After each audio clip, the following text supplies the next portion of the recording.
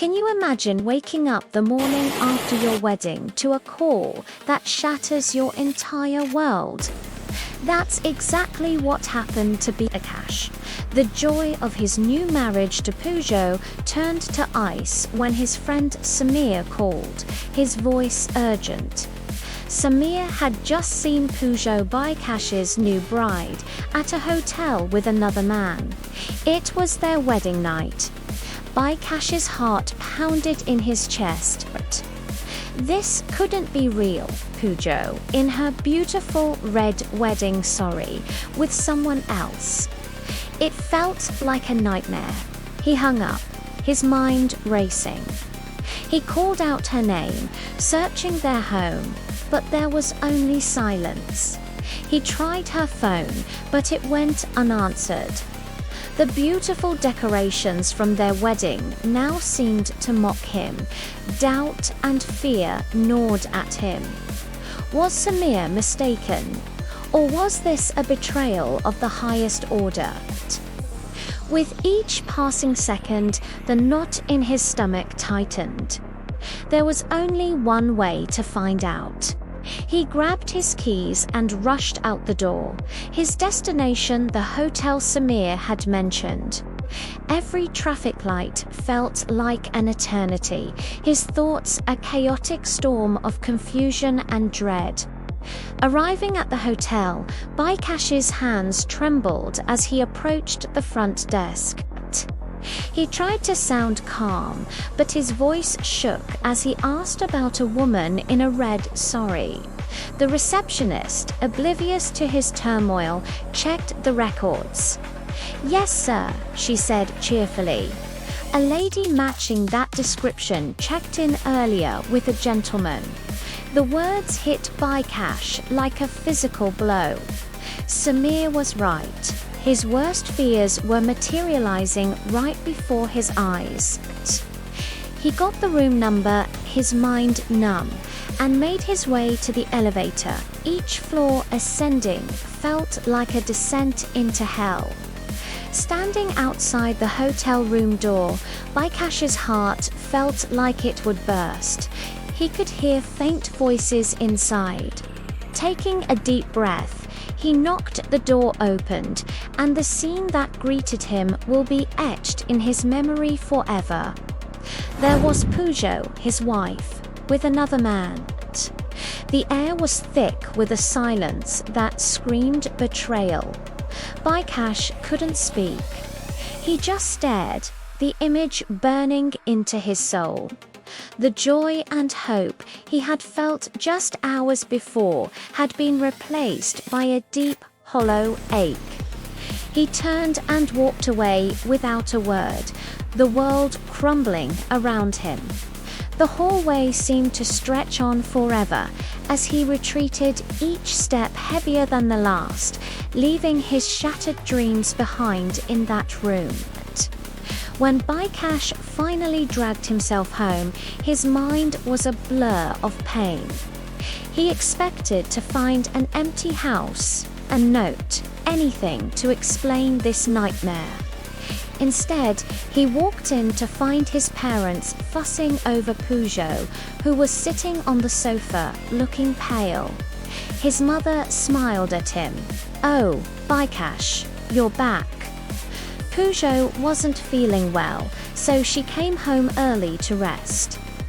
Bikash was stunned into silence. They were acting as if nothing had happened. Poojo looked at him, her eyes pleading, but she said nothing. The comfort and normalcy of the scene were so jarringly at odds with the betrayal he had just witnessed. It felt surreal. He was trapped in a bizarre play where everyone knew their lines but him. Later that night, the silence between them was unbearable. Finally, Poojo broke it, her voice barely a whisper. She confessed everything. The man at the hotel was Rowan, her college love.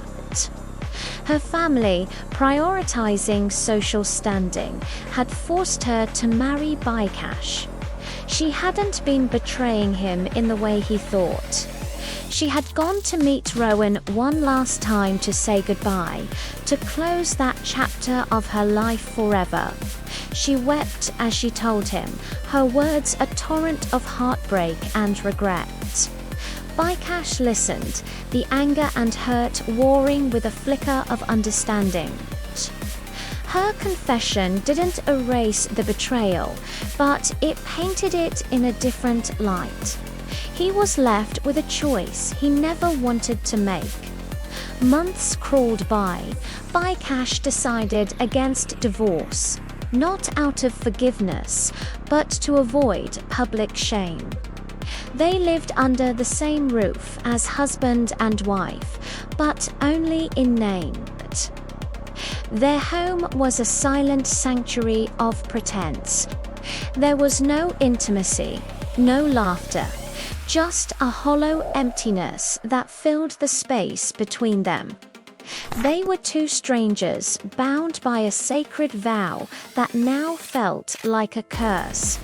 Bikash threw himself into work, seeking refuge from the ghost of a marriage he was living in. He was caught between his wounded pride and the societal expectation to maintain a perfect family image, and the weight of it was crushing. Peugeot, however, seemed determined to atone. She became the perfect daughter-in-law, caring for Bikash's parents with genuine affection. She managed the household flawlessly and treated Bikash with a quiet, unwavering respect. She would wait up for him no matter how late he came home, with a warm meal ready. She never demanded anything, never complained about his coldness. Slowly, painstakingly, her sincerity began to chip away at the wall around his heart. He started to see not the betrayer, but a woman trapped by circumstances, trying her best to make things right. The silence remained, but it was no longer as cold. Just as a fragile sense of peace began to settle, the past came roaring back. Rowan, the man from the hotel, resurfaced. He started sending Peugeot messages, first pleading, then demanding. Peugeot, terrified of destroying the delicate truths she had built with Bikash, tried to handle it herself. She blocked his number and ignored his attempts to contact her, hoping he would just disappear. But her fear of Bikash finding out made her secretive, and that secrecy would prove to be her undoing. One evening, Bikash picked up her phone to make a call and saw the messages from Rowan. The old wounds, which had just begun to scar over, were ripped wide open. The pain was immediate and twice as sharp. All the progress they had made vanished in an instant. The trust that had been slowly rebuilding was shattered. Bikash, consumed by a fresh wave of betrayal, exploded. He confronted Peugeot, his voice thick with rage and hurt. Again, Peugeot, how could you do this again? He didn't wait for an explanation. In his fury, he went to his parents and told them everything: the hotel, the confession, and now Rowan's return. His parents, who had grown to love Peugeot, were horrified. Their initial shock quickly turned to anger. For them, the honor of the family was paramount. They demanded a divorce. They wanted Peugeot out of their house and out of their lives immediately. Bikash stood there, torn. He looked at Peugeot, who stood weeping, and then at his parents, their faces set in stone. He was caught between societal pressure and the memory of the woman who had spent months trying to earn his forgiveness. His decision would define the rest of their lives.